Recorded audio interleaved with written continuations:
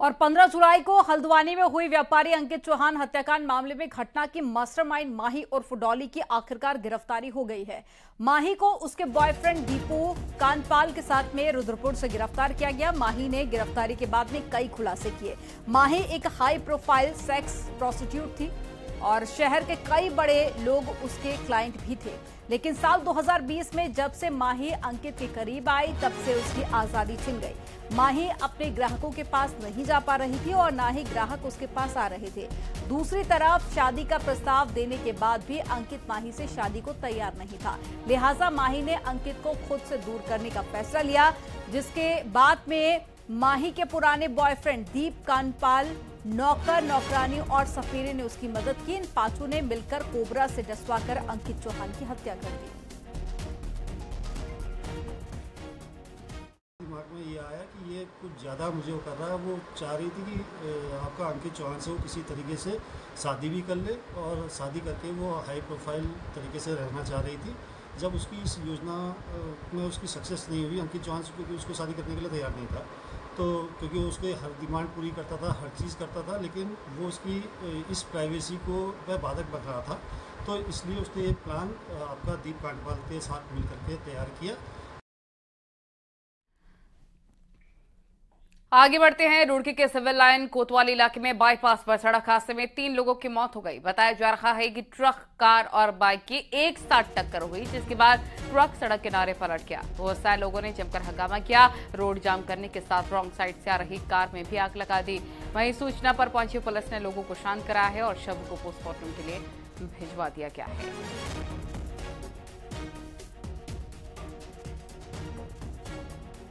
के माध्यम से कॉल प्राप्त हुई, जिसमें एक एक्सीडेंट के बारे में सूचित किया गया, जिस पर तत्काल फोर्स मौके पर पहुंचा।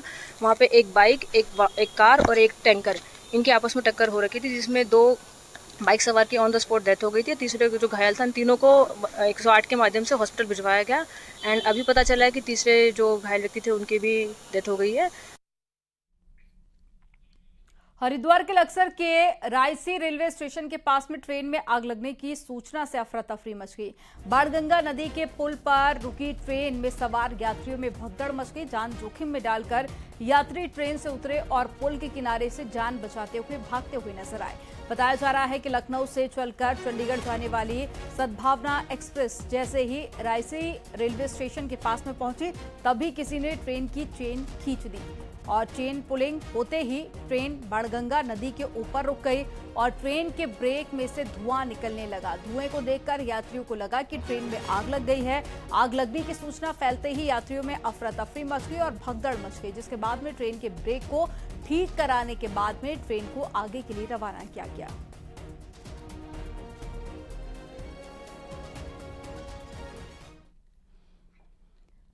खबरों में आगे बढ़ते हैं। दिल्ली दौरे पर पहुंचे सीएम पुष्कर सिंह धामी ने कहा है केंद्रीय परिवहन मंत्री नितिन गडकरी से मुलाकात करेंगे। सीएम ने कहा कि उत्तराखंड में नेशनल हाईवे, रोपवे और टनल के कई काम प्रस्तावित हैं। इसको लेकर वो केंद्रीय मंत्री से अनुरोध करेंगे कि इन प्रस्तावों को जल्द मंजूरी दें। उन्होंने कहा कि कई मसलों पे मंजूरी मिल चुकी है, जबकि कई मामले अभी भी बाकी हैं जिन पर मंजूरी मिलनी है। इसी को लेकर इस बार चर्चा की जाएगी। वहीं उन्होंने ये भी कहा कि पार्टी संगठन की बैठक में भी विकास को लेकर चर्चा की जाएगी। इस बार मैंने सड़क परिवहन मंत्री आदरणीय नितिन गडकरी जी से समय लिया है और जो हमारे यहाँ पर नेशनल हाईवे के काम चल रहे हैं और रोपवे और टनल के कुछ काम प्रस्तावित हैं, बहुत सारे सेंट्रल जो रिजर्व रोड्स का काम है उसके संबंध में उनसे अनुरोध करना है कि जल्दी उनको स्वीकृति मिल जाए। तो पूरा प्रस्ताव पहले से हमने दिया हुआ है, कुछ प्रस्ताव नए दे रहे हैं, तो उसी संबंध में भेंट करनी है। और बाकी हमारी जो नियमित रूप से होने वाली बैठकें हैं संगठन की और सांसद गणों के साथ, उन बैठकों में भी प्रतिभाग करेंगे। बीजेपी लोकसभा चुनाव के मद्देनजर विपक्षी दलों के गठबंधन के बीच में अपनी टीम को मजबूत करने में जुटे हुए हैं। 25 जुलाई को उत्तराखंड बीजेपी और सरकार के कामकाज की भी दिल्ली में समीक्षा होने जा रही है। एक रिपोर्ट आपको दिखाते हैं।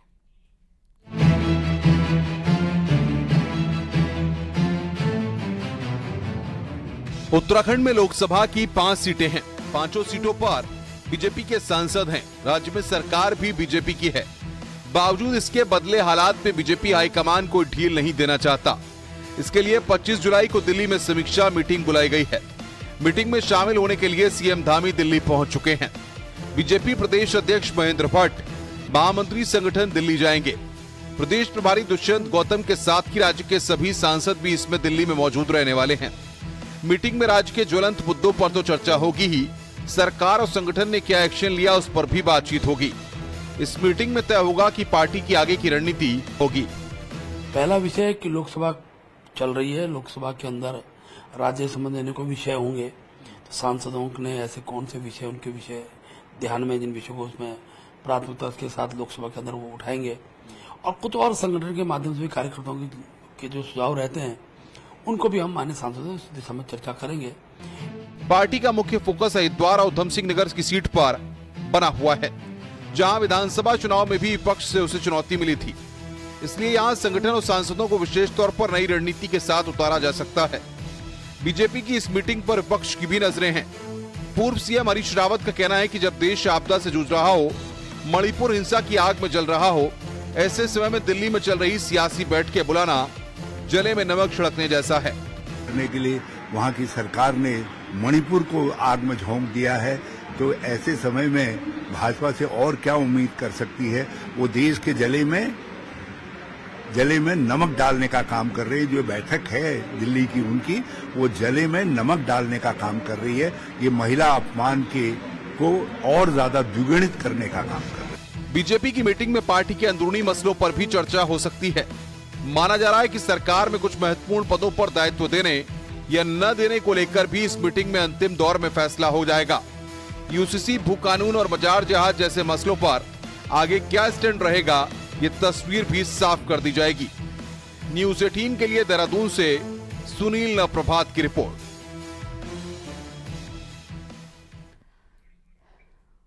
और इस बीच एक बड़ी खबर आपको बता दें, पिथौरागढ़ में भूकंप के झटके महसूस किए गए हैं। रिक्टर पैमाने पर 3.2 तीव्रता मापी गई है। भूकंप की शाम 6:34 पर भूकंप आया है।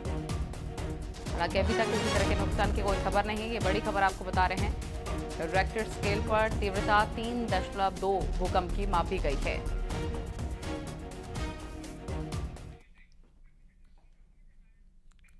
उत्तरकाशी में भारी बरसात के चलते जगह जगह आए मलबे के कारण यमुनोत्री हाईवे बीते 50 घंटों से बंद है।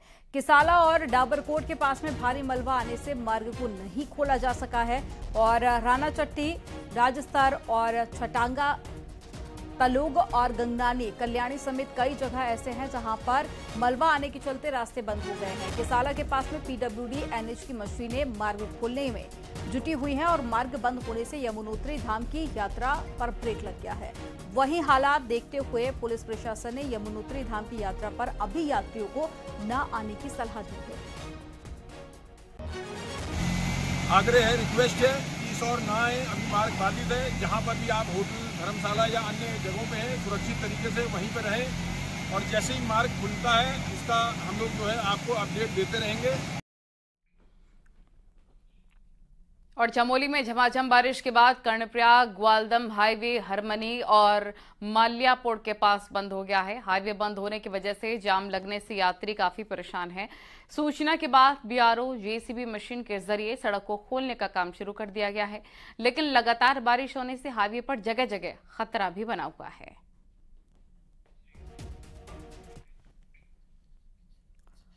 उत्तरकाशी के गंगनानी में शुक्रवार रात को बादल फटने से काफी नुकसान हुआ। वहीं आपदा प्रभावित क्षेत्र गंगनानी की अब ड्रोन वीडियो भी सामने आई है, जिसमें देखा जा सकता है कि गंगनानी के ऊपर 3 जगह छोटे छोटे बादल फटने से घटना हुई, जिसके चलते 4 व्यावसायिक भवन समेत 23 घरों में मलबा घुसा और नुकसान हुआ।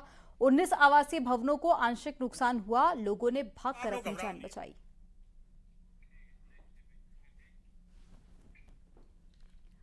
और पिथौरागढ़ में भारी बारिश के बाद कारी नदी खतरे के निशान के पार बह रही है और धौलीगंगा जल विद्युत परियोजना के डैम से पानी छोड़े जाने और लगातार हो रही बारिश के कारण नदी पूरे उफान पर है।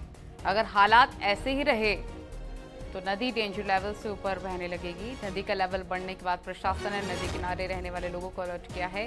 साथ ही प्रशासन का कहना है कि पूरी स्थिति पर लगातार नजर बनी हुई है।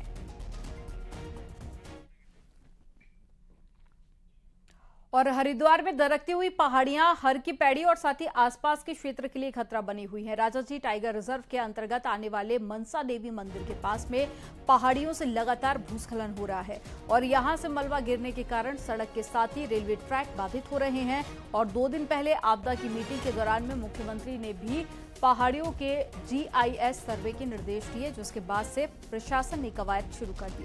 प्रशासन दरकती हुई पहाड़ियों के ट्रीटमेंट प्लान के लिए DPR तैयार कर रहा है और इस बार भी बारिश में मलबा गिरने से रेलवे ट्रैक कई बार बाधित हुआ है।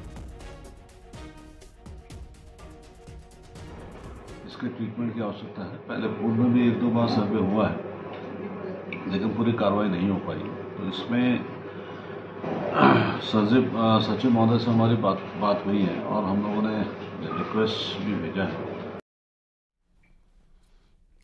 उत्तरकाशी के यमुनोत्री में डाबरकोट के पास लगातार भूस्खलन हो रहा है और डाबरकोट में लैंडस्लाइड की नई तस्वीरें सामने आ चुके हैं। ये तस्वीरें देख सकते हैं आप, किस तरह के हालात वहां पर बने हुए। यमुनोत्री की अगर बात कर लें, ये लैंडस्लाइड की ताजा तस्वीरें हैं।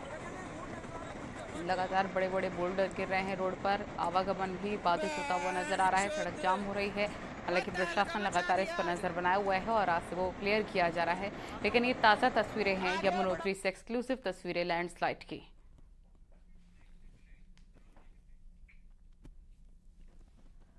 भारी विरोध के बावजूद भी ऋषिकेश के IDPL में प्रशासन ने कार्रवाई करते हुए खाली हुए भवनों पर हथौड़ा चलाना शुरू कर दिया है।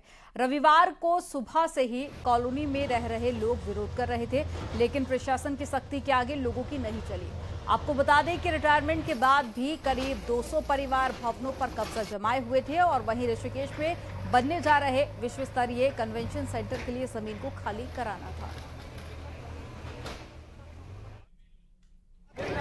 जैसा कि सभी को पता है, IDPL की लीज जो है खत्म हो चुकी है। मई 2022 में उनको 6 महीने का अतिरिक्त समय भी दिया जा चुका है और उन्होंने बार बार नोटिस भी भेजा है और साथ ही पेपर में भी प्रकाशित करके सबको सूचित किया है।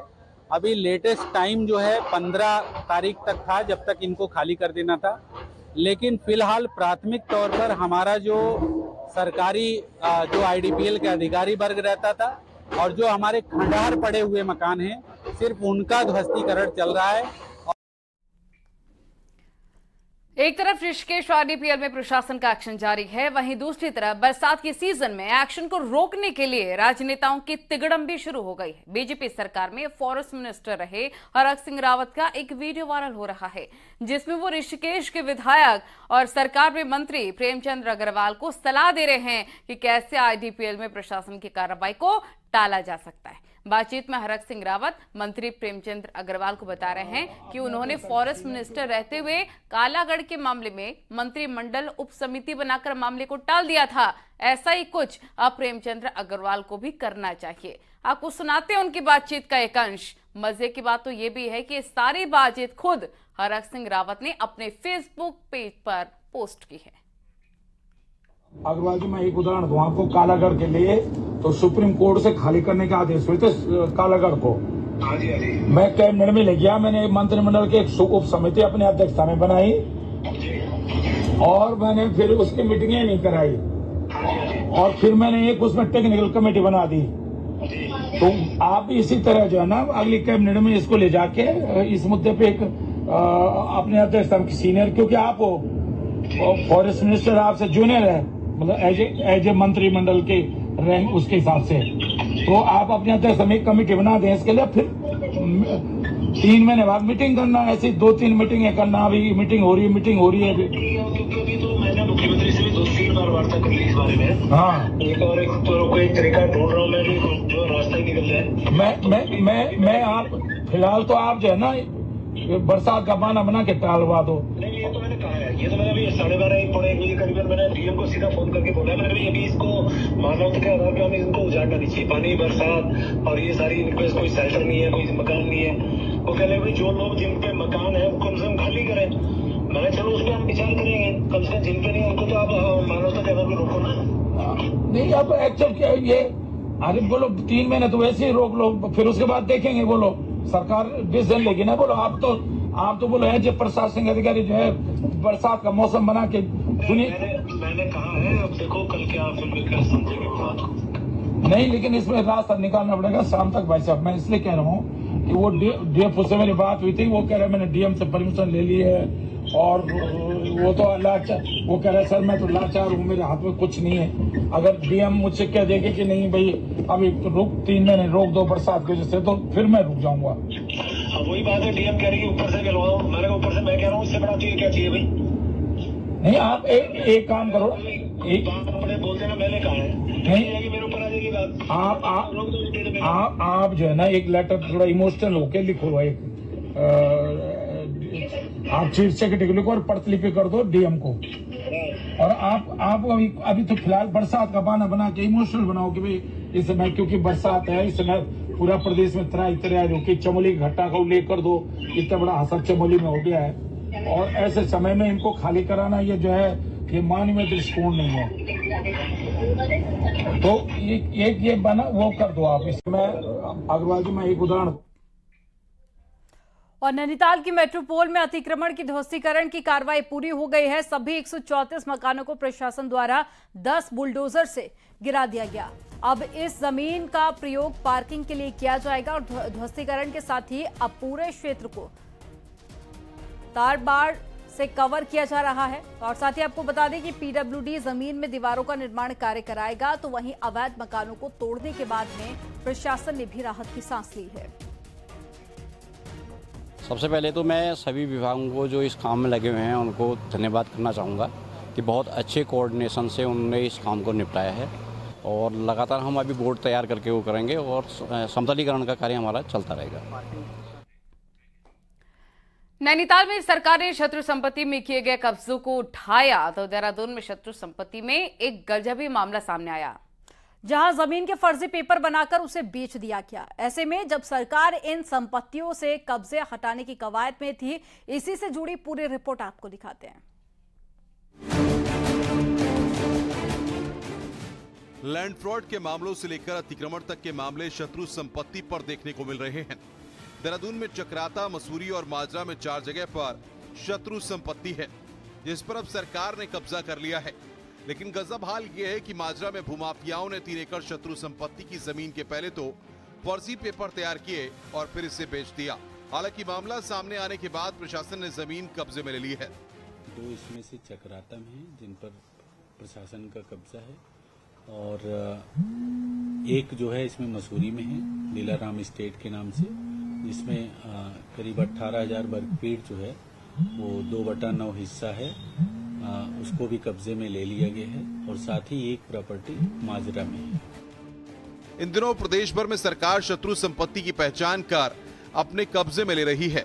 शत्रु संपत्ति पर सामने आए लैंड फ्रॉड पर बीजेपी कहती है कि मामला बेहद गंभीर है और सरकार इस पर काम कर रही है, जबकि कांग्रेस कहती है कि अधिकतर जमीनों पर बीजेपी से जुड़े लोगों का ही कब्जा है। देश में जहाँ भी शत्रु संपत्ति पर सरकार से एक बार कब्जे किए गए हैं, अवैध निर्माण किए गए हैं, ऐसे सब निर्माण को धराशायी किया जाएगा और ये नेचर इस राज्य के लिए हितकारी नहीं है। मुझे पता चला जिस जमीनों को हमने लैंड सीलिंग से निकाल करके बचाया था, उन पर कुछ लोगों ने कब्जा उब्जा कर लिया है, और कब्जा करवाने वाले भाजपा के लोग हैं। जो मुझे जानकारी मिली है भाजपा के लोग हैं, और मैं दावे के साथ कह रहा हूँ यदि सीबीआई से इसकी न्यायिक देखरेख में सीबीआई जांच करे तो जमीनों के घोटालों के साथ, जमीनों के अवैध कब्जों के साथ 60% जुड़े हुए लोग भाजपा के। बताया ये भी जा रहा है कि शत्रु संपत्ति पर हुए ज्यादातर कब्जे रसूखदार राजनेताओं और उनके सिपहसालारों के हैं। ऐसे में उन पर कार्रवाई करना एक बड़ी चुनौती होगा। न्यूज 18 के लिए देहरादून से भारती सकलानी उनियाल की रिपोर्ट। और ऋषिकेश से रविवार से रामकथा यात्रा स्पेशल ट्रेन को हरी झंडी दिखाकर रवाना किया गया। ये ट्रेन 3 धाम और 12 ज्योतिर्लिंग से होते हुए गुजरेगी और रामकथा वाचक मुरारी बापू और कैबिनेट मंत्री प्रेमचंद्र अग्रवाल ने ट्रेन को हरी झंडी दिखाकर रवाना किया। मुरारी बापू ने कहा कि उनकी 900 कथाएं हो चुकी थी, जिस पर ये यात्रा शुरू की गई है, जो 12 ज्योतिर्लिंगों से होते हुए तीर्थयात्रियों को रामकथा का श्रवण भी कराएगी। हर ज्योतिर्लिंग पर मुरारी बापू की रामकथा होगी और जहां यात्री रामकथा सुनेंगे।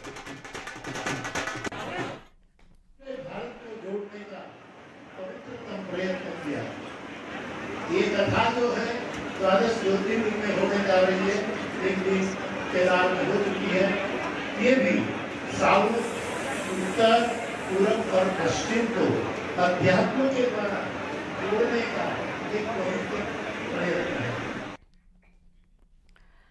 प्रकृति ने पिथौरागढ़ को खूबसूरत भूरमुनि वाटरफॉल दिया है। यहां पर स्थानीय लोग जमकर मस्ती करते हैं, लेकिन अभी ये एक टूरिस्ट डेस्टिनेशन के तौर पर स्थापित नहीं हो सका है।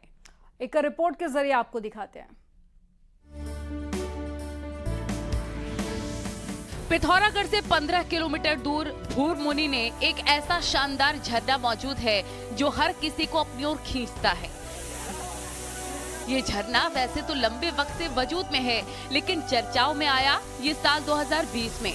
तब इसे बेहतरीन पर्यटन स्थल के रूप में स्थापित करने के कई दावे किए गए थे, लेकिन 3 साल गुजर जाने पर यहाँ सरकारी स्तर पर कुछ भी नहीं हो पाया।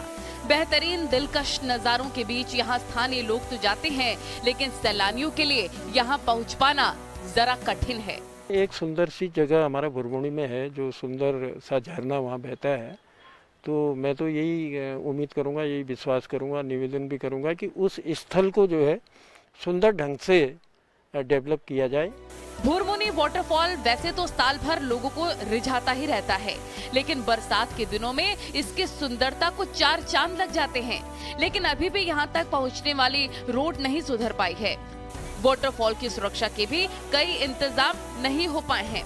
वहीं फॉल तक पहुँचने का पैदल रास्ता भी काफी खतरनाक है।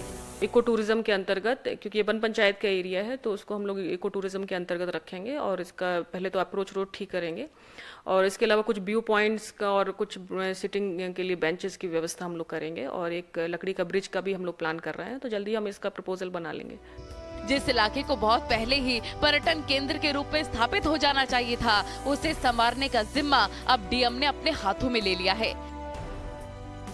उम्मीद है कि भूरमुनि का वाटरफॉल जल्दी ही एक बेहतरीन टूरिस्ट स्पॉट के रूप में विकसित हो सकेगा। न्यूज़ 18 के लिए पिथौरागढ़ से विजय वर्धन उप्रेती की रिपोर्ट।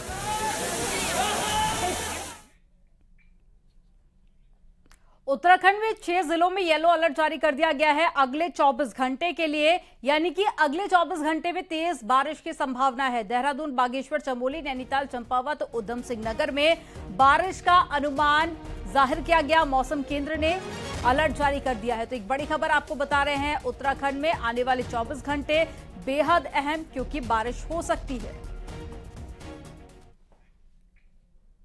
खबरें और भी हैं, लेकिन यहाँ रुकना होगा एक छोटे से ब्रेक के लिए। आप देखते रहिए न्यूज़ 18।